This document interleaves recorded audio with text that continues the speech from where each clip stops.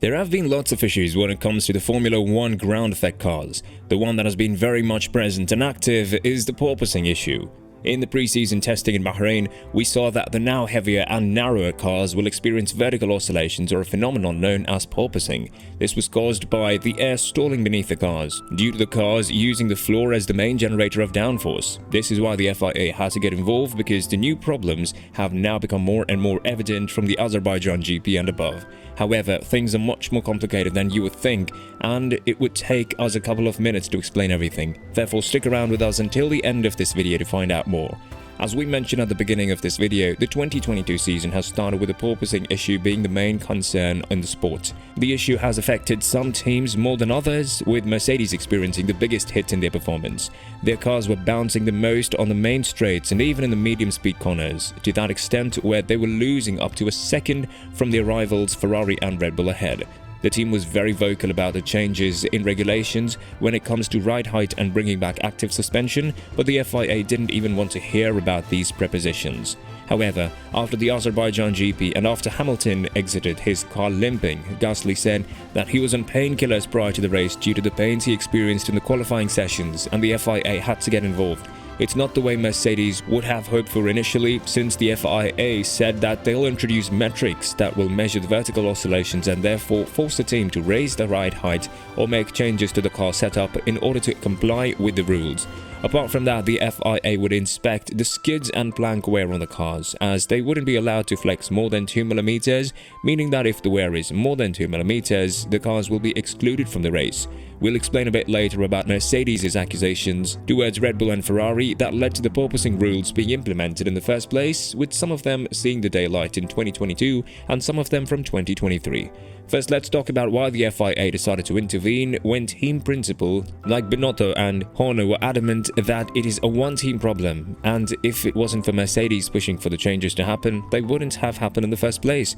As we said, after Hamilton's excruciating pain in Baku and his saying that he may not drive in Canada, which was 1 week after Baku due to the pain he was experiencing, the FIA felt like they needed to make a move. But is there a controversy in this move? In Canada, Mercedes were the only team that were able to mount a second-floor unit just 24 hours after it became legal, prior to the Friday free practice. One thing that surely raised some eyebrows is the function of Sheila Ann Rao, which is now the General Secretary of Motorsport. Prior to that, she was working as a special advisor for Toto Wolff, which is why team principals like Binotto said that there is some concern about whether there is some bias in the decisions of the FIA, saying, "On the concern of Sheila Ann, yes, certainly, it's a concern. She's a great person. She's got a lot of experience. She will certainly be capable of doing that. I'm pretty sure on that.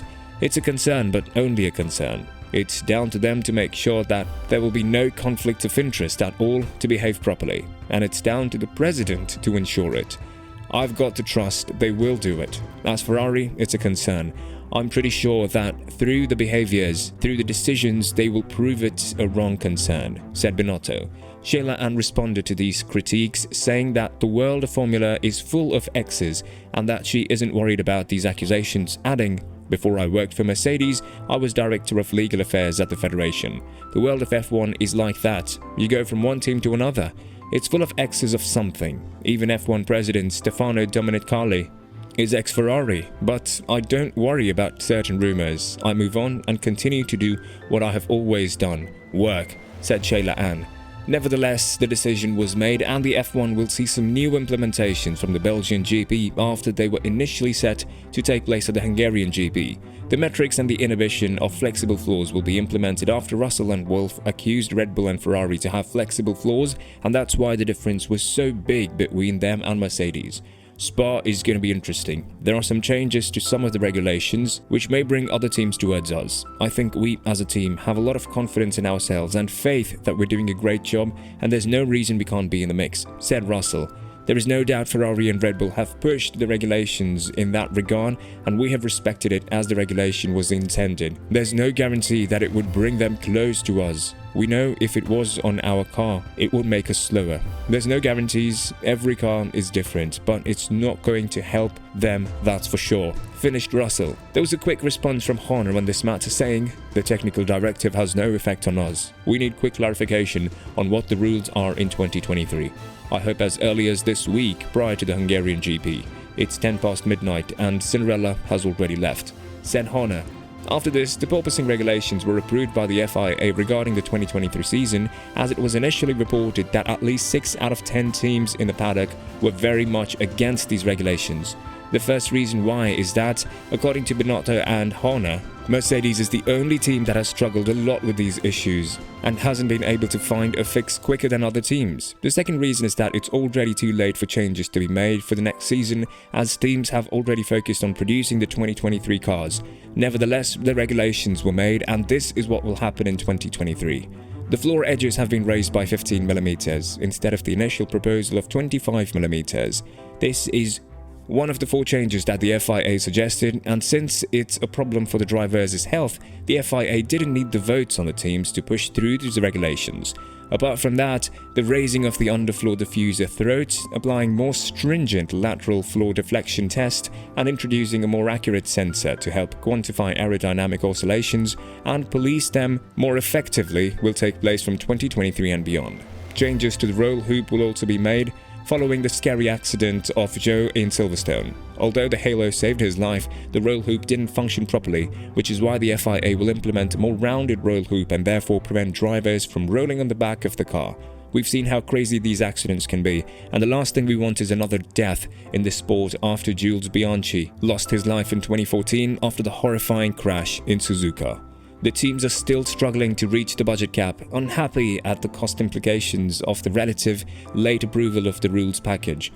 Teams have fought against these regulations, especially top-performing teams, with McLaren's technical director James Key saying that these changes would have made sense if they were brought in April. According to him, now it's too late to make changes that impact the 2023 car designs, as the team principals said that the changes should be postponed until 2024. One of the main enhancers of this rule was Toto Wolff, as he was constantly calling upon the drivers' safety when it comes to the 2023 regulations. According to him, the frequency that the drivers are experiencing is bigger than the ones that NFL players are experiencing on hit, which doesn't sit right for him since the drivers are experiencing it for multiple seconds.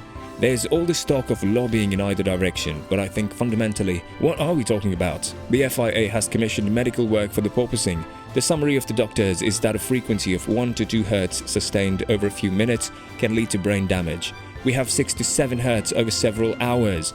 So the answer is very easy. The FIA needs to do something about it, said Wolff. He got a reply from Ferrari's racing director, Laurent Mekies, saying that the plans that are supposed to be implemented from the Belgian GP and above should be enough in battling down the porpoising issue. I think we need to be very careful when we speak about safety grounds. I think we were all in this press conference room last time we discussed it, and that was the halo, these sort of things. There are a few important topics to be discussing in the future. Roll hoops or something else. So I think you need to separate that from the discussions we're having with teams, with the FIA, on how to make situations better for the porpoising, and in that context, the TD for Spa is doing a good job, said Mekies. Wolff believes that the argument on the porpoising issue is wrong from other teams, as he doesn't want to get a temporary but a permanent solution for this issue. I still fundamentally believe that there is no choice for the FIA and for us to do something. I don't want to have it in Spa or at some of the later races where the track is not as smooth as on conventional racetrack and we haven't done anything and people say, well, now it's too late. The argument is we haven't had any porpoising or bouncing in the last few races, but it doesn't count because Silverstone, Paul Ricard and Austria aren't exactly tracks that we bounce at anyway, said Wolff prior to the implementation of the rules.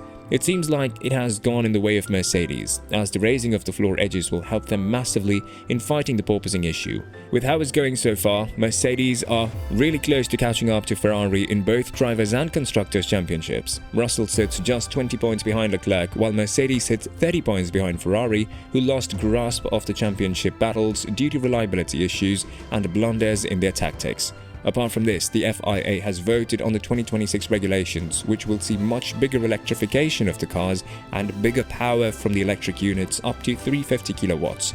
Not just that, the MGU-H will be removed from the cars, and the F1 cars will use fully sustainable fuels. These were the main concerns of Volkswagen prior to entering the sport, so we should expect an announcement regarding the entrance of Porsche and Audi anytime soon. What do you think will happen in 2023 and from the Belgian GP and above? Do you think that the porpoising rules will help Mercedes in the constructors' battle for P2? Or do you think that they are still far away from the top 2 teams when it comes to pure pace? Let us know in the comments below.